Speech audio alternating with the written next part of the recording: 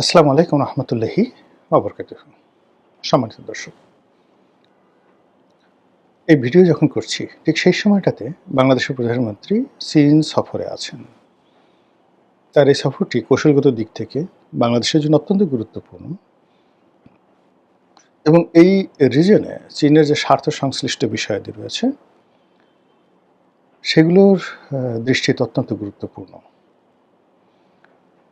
এই মুহূর্তে বাংলাদেশ চীন থেকে যে ঋণ নিয়েছে সেই ঋণের পরিমাণ মোর দ্যান ১৩ থেকে ১৪ বিলিয়ন ডলার।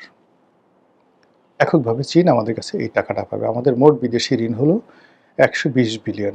তার মধ্যে কেবলমাত্র চীনই এখানে যদি $১২ বিলিয়ন আমাদের কাছে পায়, তাহলে আমাদের টোটাল ঋণের 10% এ যাবৎ আমরা ৭০ থেকে এ পর্যন্ত ৭১ থেকে এ পর্যন্ত যত ঋণ করেছি, তো সেই ঋণের যেটা স্থিতি এটি এসে এখন দাঁড়িয়েছে ১ লক্ষ মানে $১২০ বিলিয়ন। $১২০ বিলিয়ন মধ্যে অন অ্যাভারেজে যদি $১২ বিলিয়ন, এটা $২-১ বিলিয়ন কম বেশি হতে পারে। তো এই $১২ বিলিয়ন চীন আমাদের কাছে পাবে, এটার পেমেন্ট রিপেমেন্ট। এর বাইরে আমাদের অর্থনীতির রিকনস্ট্রাকশন অন্যান্য সব মিলিয়ে অ্যাটলিস্ট এই মুহূর্তে $৩ বিলিয়ন আমাদের নগদ দরকার, যেটি আশা করছি আমরা চীন থেকে সেটি পাব। ২ নম্বর হলো যে আমাদের যে ব্যবসা বাণিজ্য যেখানে রয়েছে অবকাঠামোগত উন্নয়ন, সেখানে আরও প্রায় ২০ থেকে ২৫ বিলিয়ন একটা লং টার্ম ইনভেস্টমেন্ট আমাদের দরকার। শেখ হাসিনার জামানাতে এরকম একটা প্রথম যখন সেখানে গেলেন, কথা হয়েছিল যে $৪০ বিলিয়ন চীন বাংলাদেশে ইনভেস্ট করবে এবং সেই $৪০ বিলিয়ন পর্যায়ক্রমে ইনভেস্ট করবে, এটা নিয়ে আমরা খুব আনন্দে মেতেছিলাম। কিন্তু চীন এর বিনিময়ে যে শর্তগুলো দিয়েছিল, আওয়ামী লীগ সরকার সেই শর্তগুলো একটাও পূর্ণ করেনি, ফলে চীনের সেই বিনিয়োগ আসেনি। অধিকান্ত চীন শেখ হাসিনার জামানার একদম শেষ সময়টা পর্যন্ত পৃথিবীতে যদি ১ নম্বর তাকে কেউ সমর্থন দিয়ে থাকে, ইভেন বেটার দ্যান ভারত, সেটি চীন দিয়েছে।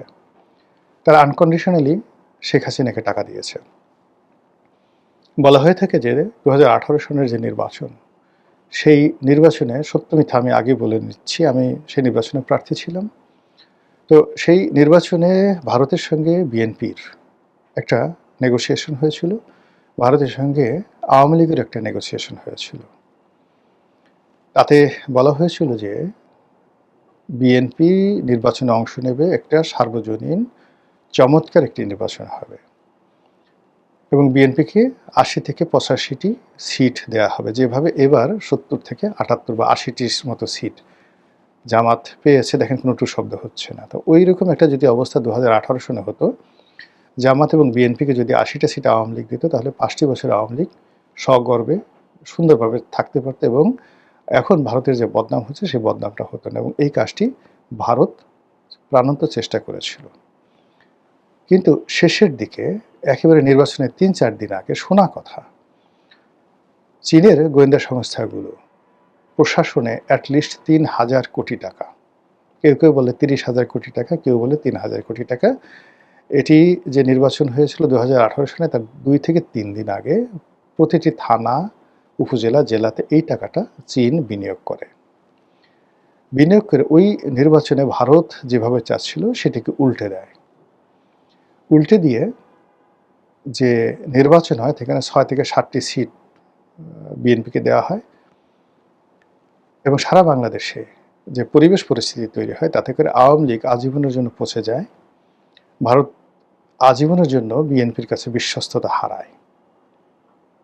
এরকম একটা পরিস্থিতি তৈরি করে বলা হয়ে থাকে এটা চীনের যে একটা ফাঁদ, এই ফাঁদে শেখ হাসিনা পড়েছিলেন, যেটা তার ইচ্ছা ছিল না।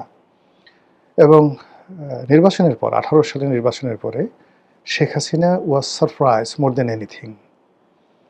এই বছর যদি আপনি ধরেন রেজাল্ট দেখে ২১১ সিট দেখে বিএনপির লোকজন ইনক্লুডিং মিস্টার তারেক রহমান, তিনি যে আশ্চর্য হয়েছেন। একইভাবে ২০০৮ সনে যে নির্বাচন হয়েছিল, সেই নির্বাচনের ফলাফল দেখেও কিন্তু শেখ হাসিনা অবাক হয়েছিলেন। তিনি সংখ্যাধিক্য আশা করেছিলেন, অর্থাৎ হয়তো ১৫২, ১৫৫, বড়দের ১৬০ এরকম সিট হবে, কিন্তু ২/৩ ব্রুট মেজরিটি পাবে, এটা শেখ হাসিনা কল্পনা করেননি। এবং উনি ওনার প্রথম যে সংসদীয় বৈঠক, সেই বৈঠকে তিনি আমাদের যারা নতুন এমপি আমাদেরকে দাঁড়াতে বলেছিলেন।